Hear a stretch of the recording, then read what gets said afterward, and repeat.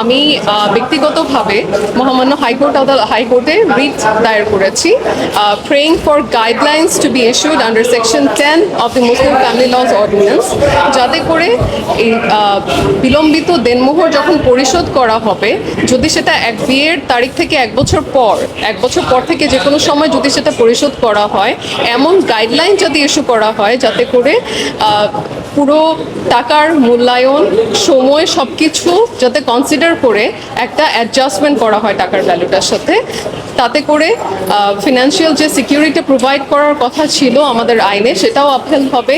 একই সাথে আমি মনে করি যে এই নীতিমালা যদি প্রণয়ন করা হয়, this will act as an incentive, যাতে করে স্বামীরা ইনসেন্টিভাইজড হবে যে তারা সাথে সাথে প্রম্পট ডাওয়ারটা পে করে দিতে, কারণ বিলম্বিত ডাওয়ার যদি দেয় সেটা কিন্তু টাকার অঙ্কে অনেক বেড়ে যায়।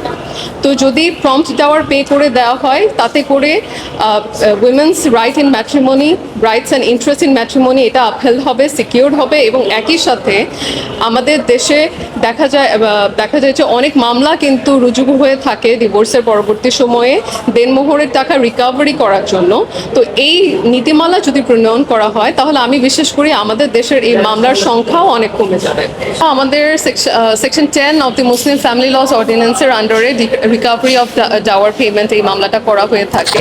তো আমি সেটাই বলছিলাম যে আমাদের সেকশন 10-এ বলা আছে যে যদি কাবিননামায় কোনো স্পেসিফিক কোনো নিয়ম উল্লেখিত না থাকে যে ডাওয়ার পেমেন্টটা কিভাবে করা হবে, তাহলে ধরে নেওয়া হবে যে পুরো পেমেন্টটা প্রম্পট, মানে উসুল হিসেবে ধরে নেওয়া হবে, অথবা যখন চাবে। তো অনেক সময় দেখা যায় যে উসুলটা তো কিছুটা অ্যামাউন্ট বিয়ের সময় করে ফেলা হয় গয়না কাপড় বাবদ, কিন্তু বাকি যে টাকাটা বিলম্বিত দেয়া হয়ে থাকে সেটা কিন্তু হচ্ছে যে ওয়াইফরা কিন্তু সংসার করছে দেখে তারা কিন্তু সে টাকাটা আর দাবি করে না। এই টাকাটার ইস্যু বেশিরভাগ সময় যখন রেজ হয় সেটা হচ্ছে আফটার ডিভোর্স। এই আফটার ডিভোর্স দেখা যায় যে প্রথম স্যুটটাই যেটা করা হয় রিকভারি অফ ডাওয়ার। তো এই নীতিমালাটা যদি প্রণয়ন করা সম্ভব হয়, তাহলে আমি মনে করি যে যেহেতু হাজব্যান্ডরা ইনসেন্টিভাইজড হবে to pay up prompt Dawr, তাহলে ডাওয়ার প্রম্পট পে করে ফেললে ডাওয়ারের তো আর বিলম্বিত থাকার কোনো প্রশ্ন আসে না। তাহলে মামলার জটটাও অনেক কমে যাবে, কারণ ডাওয়ার রিকভারির মামলার সংখ্যাও অনেক কমে যাবে। একটা ওয়াইড স্প্রেড একটা মিসকনসেপশন আছে যে স্ত্রী যদি তালাক দেয় অথবা স্ত্রী যদি কোনো কারণে চলে যায়, স্ত্রী যদি সংসার করতে অনিচ্ছুক হয়, তাহলে স্বামী দেনমোহর দিতে বাধ্য না। এটা কিন্তু আইন না। আমাদের আইন হচ্ছে দেনমোহর দিতে স্বামী সবসময় বাধ্য। বিয়ে যখন হলো, বিয়ের সময় অথবা বিয়ের পরে স্বামী দেনমোহরের টাকাটা স্ত্রীকে পরিশোধ করতে সে আইনত বাধ্য। এখন ডিভোর্স কী কারণে হলো, কে দিল, এটা এখানে মুখ্য বিষয় না।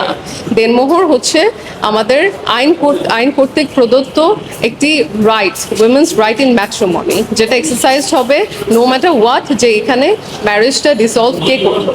এখানে নীতিমালাটা যেটা আমি বলেছি যে প্রম্পট ডাওয়ার যদি হয়ে যায়, প্রম্পট ডাওয়ার হচ্ছে যে আমরা উসুল বলতে যেটা বুঝি, উসুল তো সাথে সাথেই হয়ে গেল, এখানে আর অ্যাডজাস্টমেন্টের কোনো তাৎক্ষণিক পরিশোধ করে ফেললো, এখানে আর অ্যাডজাস্টমেন্টের কোনো বিষয় আসে না।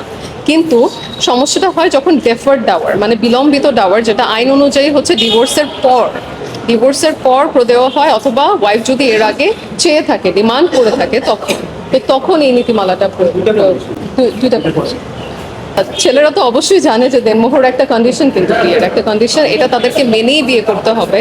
এখন যেটা হয় যে উসুল করে ফেললাম, বাকিটা বিলম্বিত দিব, তো এই কারণে দেখা যায় যে ওয়াইফরা তাদের রাইট থেকে ডিপ্রাইভড হচ্ছে। আর হচ্ছে যে ডেফার্ড ডাওয়ারটা নিয়ে হচ্ছে যে অনেক সমস্যা হয় পরবর্তীতে, কারণ এত বছর আগে নির্ধারিত একটা অ্যামাউন্ট, সেটা যদি আপনি 20 বছর 30 বছর পরে দিয়ে এটা সেটেল করে ফেলেন, এটা তো কোনোভাবে জাস্ট হলো।